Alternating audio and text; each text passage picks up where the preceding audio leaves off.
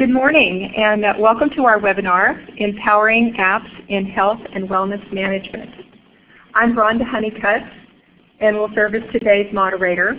For those of you that don't know, the Southern California Biotechnology Center at San Diego Miramar College is one of 4 such centers for biotechnology initiatives. Its director is Sandy Slivka. I serve as the chair for the center's advisory board and in the biotech industry. I'm also an adjunct professor at Miramar College.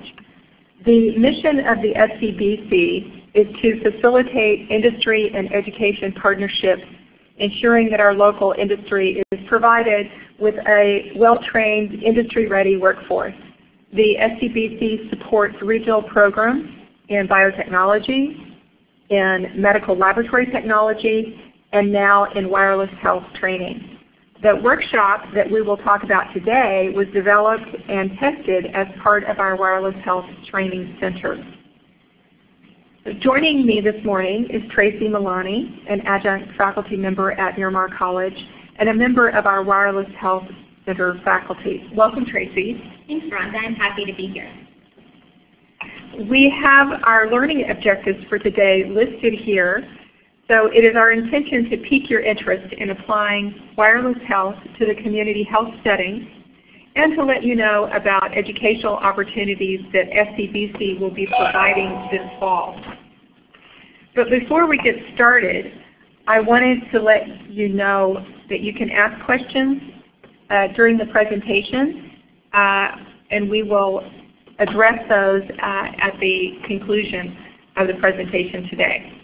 So Tracy, let's go ahead and get started by getting everyone on the same page. How do you define wireless health? Well, wireless health refers to the application of communications technology, both in the clinical setting and for personal wellness, to improve diagnostics and also monitoring. In addition to the term wireless health, you may also have heard of mobile health, connected health, telemedicine, or some of these other words that you see on your screen. In the past, most of these terms have very narrow definitions, but today they're often used interchangeably to refer to the industry as a whole. So would you go through what the wireless health field looks like today, the different areas where we might encounter wireless health applications? Sure. The wireless health field can really be grouped into 2 main categories. There are wellness and fitness products, which consumers can purchase on their own to monitor themselves. So you can imagine someone monitoring their exercise habits or their eating habits. And there are a wide range of clinical products that are used for diagnosis or monitoring of health conditions, either by a healthcare professional in a clinical setting or by the patients themselves in their own home. But this would still be under the supervision of a physician. This includes everything from diagnostic devices in an urgent care setting to an in-home monitoring system for a chronic disease patient. So which of these categories applies to the wireless health setting? To answer this, you really have to look at the future of the healthcare system as a whole. Let's start by looking at the healthcare system in the U.S. today. We're currently seeing an increase in the demand for care, meaning that there are more people who need medical care. At the same time, we have seen a decrease in the number of physicians. The result of this equation is that there is a shortfall in the number of physicians available to treat patients today. The question becomes, is this a trend or an anomaly? As you can see from the graph on the left hand of your screen, the shortfall in physicians is expected to increase, meaning that there will be even fewer physicians available to treat patients. And by 2025, the shortfall is expected to grow to around 150,000 doctors. If you look at the graph on the right of your screen, you can see that the number of people who need care is expected to increase greatly in that same time frame, especially for those who are over 65 years old. With fewer doctors available, the role of other health professionals, including community health workers, is becoming increasingly important. And by this, I'm not implying that a community health worker would treat patients, but rather that he or she has an opportunity to interact with patients to help them take responsibility for keeping themselves healthy. Many of the health issues that people confront today are actually preventable. So if you take, for example, type 2 diabetes, oftentimes if the diabetic patient loses 10% of his or her body weight, the need for medication drastically decreases or even can be eliminated. And if that diabetic patient had maintained a healthy body weight in the first place, the need for medical intervention could have possibly been decreased or eliminated. My point is that the consumer-targeted wireless health applications that we just discussed are one set of tools that people can use to become more responsible for their own health. But we all know that it's hard to make changes alone, and navigating the wireless health field can be confusing. So this is where the community health worker and promotorists come in. They are in this unique position where they can be the driving force behind helping their clients make lasting health changes. And wireless health applications can improve their ability to help their clients make, and more importantly, sustain those changes. From a supervisor's point of view, this is also important because it creates additional value for the community health worker model and makes it more self-sustaining. We know that the community health workers are really in the front lines when it comes to the future of health promotion for many communities. Do you think community health workers should look to implement wireless health resources now, or is this still a few years away? This is something that we should definitely be looking at now.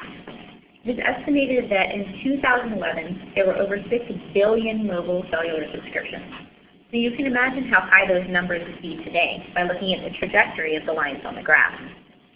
And the important part of this is that today many of those subscriptions are for what we would consider smartphones, or phones that have the capability to run apps on them, many of which fall into the consumer or personal health area and are readily available.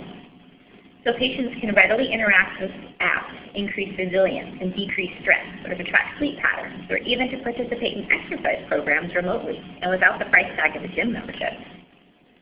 So I can imagine that people listening might be wondering how this would apply to their clients. I think it would be helpful, Tracy, to tell everyone about the Wireless Health Training Center's pilot program for community health workers. Well, last year, one of the Wireless Health Training Center's missions was to create and validate a workshop to teach community health workers how to incorporate personal health apps into their client interactions. Our goal was to show community health workers ways to better connect with their clients through wireless health technology. Using the currently available consumer focused apps as a springboard, we set out to help them become behavior change coaches, help them better implement wellness education, and help them teach their clients about chronic disease management. We should also explain that we created the workshop with the feedback of an advisory panel of community health workers, supervisors, and industry leaders. We met with them multiple times to discuss what information would be most useful, as well as how to gauge how comfortable they were with technology and how comfortable their clients were with the technology. That's correct, Rhonda. We took all of this information, developed the workshop, and pilot tested it with 12 community health workers last fall. After the workshop, we followed up with each participant at 6, 12, and 18 weeks to find out how the workshop impacted their interactions with their clients. The community health workers who participated held a variety of roles, ranging from general outreach to women's health to agricultural outreach, and more, as you can see. We will talk about it more in a minute, but one of the nice things about the curriculum is that it was created so that it didn't matter what area the community health worker focused on. The concepts and practices could be applied across the board, and participants had the opportunity to learn from one another. Yes, workshop participants learning from each other is important. Even with varied backgrounds, when people come together for a workshop, they often learn that they have more in common than they originally thought. Can you take a moment to talk about what was covered in the workshop? Sure. We started by narrowing down the field of apps. There are currently more than 1.3 million apps available to download, and more than 100,000 of these are in the healthcare sector. This is overwhelming to even consider. How would someone know which app to choose? With the help of the participants, we narrowed down the field of apps to less than 100, and we continue to update the list as we progress. We grouped the apps by interest area, and as you can see, it includes everything from diabetes to fitness to mental health to insurance. I think that we can safely say that whatever you are looking to improve, yes, there is an app for that. But identifying the app to use is just the first step, right? How do you go about actually teaching someone how to use the app and also to keep interacting with the app when the novelty of it has worn off? One of the really unique aspects of the workshop is that we taught people the theories behind how people change. The idea was that if community health workers understood how people change, they would be better equipped to coach clients through the process. To illustrate this point, let's take exercise as an example and look at the interaction between your knowledge, beliefs, and behaviors. Please take a minute to think about how you would answer the following statements that are on your screen.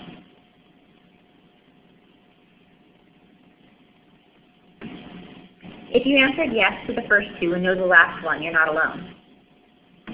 In fact, we asked participants in our workshop to answer these questions, and only a few indicated that they exercise regularly, but every single person knew and believed that exercise was good for them. Most of us believe and know that exercising at least 5 days a week is good for our health, but there's a discord between what we know and believe and our actions. This is where theories come into play. They help us address the discord that we see between a desired action and current action.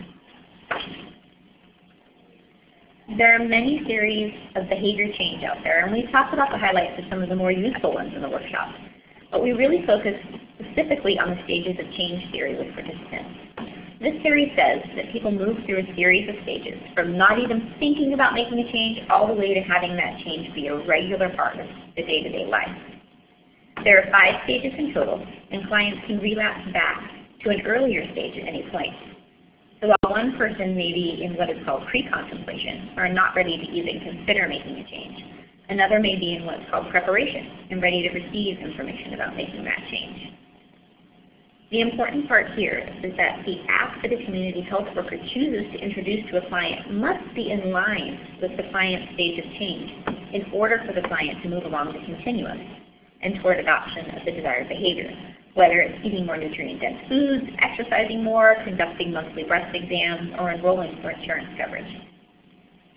We also provided participants with a simple readiness ruler tool that they could use in the field to assess a client's readiness to change, so that they could identify where the client was on the continuum and then use the best app to help move them to the next stage. Very importantly, we also helped participants understand how to work with clients who are just flat out not ready to change. The ones who see no problem with smoking or drinking unhealthy amounts of soda, or even those who may just be in denial that they could benefit from making changes. So teaching the community health workers about behavior change and giving them a tool that they can easily use with their clients is really one of the things that makes this course unique. We understood from our advisory committee how important it is for the community health workers to be able to monitor the impact that they have with their clients and to tailor their clients' interactions to meet individuals' needs. Why don't you discuss a bit about the results from the follow-up? Sure. As I mentioned before, we went back to the community health workers at 6, 12, and 18 weeks after the workshop and asked them how the workshop impacted their roles as community health workers. In total, apps were introduced to over 200 clients during the 18-week period, and the response was overwhelmingly positive. You can see here that by 18 weeks, most participants indicated that they easily understood the training. Most participants also indicated that it had a positive impact on client behavior. We saw this firsthand through multiple examples, including one community health worker whose job it was to visit women in the hospital after having a baby, to talk about both the new mothers and baby's well-being. She noticed that the women were handed paper and pencils and told to record their breastfeeding sessions. Having just taken our workshop, she decided to introduce a lactation app to the women when she visited them. The app also included information about immunizations and checkups for the baby, which she viewed as adding additional value over just keeping a breastfeeding record. When she followed up with the women, they reported enjoying using the app much more than using a pencil and paper. It provided a record for the pediatrician of the baby's eating habits and was less likely to be lost than a sheet of paper. Importantly, it also provided the community health worker with a tool to help her relate to her client and to help her client take more responsibility for her baby's health. Participants also reported that their clients became more comfortable with the technology as time went on, as well as more willing to learn about the technologies. We think that this is probably due to the community health workers themselves becoming more comfortable interacting with the technology in their own lives, as well as introducing it to clients. That's great. I just wanted to follow up with a few comments that we received from the participants, because I believe they illustrate what they were able to take away from the workshop. One participant said, "The use of wireless health technology has enhanced the way our patients and members of the community are able to access reliable information and resources to improve their health." And another participant said, "Being able to have a variety of information with the touch of a button to enrich your life is what wireless health is all about." One final thought from the participants before we talk about our next workshop offering.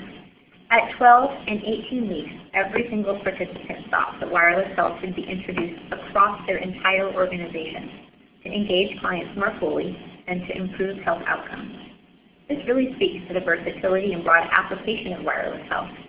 Anyone who is involved in patient care can benefit from becoming more familiar with wireless health apps and introducing them into their day-to-day client interaction. So for the next course offering, which will be coming this fall, we will continue to focus on behavior change and apps, but we will also include some additional aspects. That's right, Rhonda. We will still show participants how to teach others what they themselves have learned, with an emphasis on the theories of behavior change. We will also teach participants how to incorporate assessment tools into their client interactions to track their clients' learning. This is very important at a time when people are expected to account for their productivity and to measure the differences they make on a daily basis. Along the same lines, we will also talk about how to gauge clients' progress. That's terrific. So we encourage you to sign up for the upcoming workshop. At this time, I would like to address some of the questions. If anyone has questions, please go ahead and speak.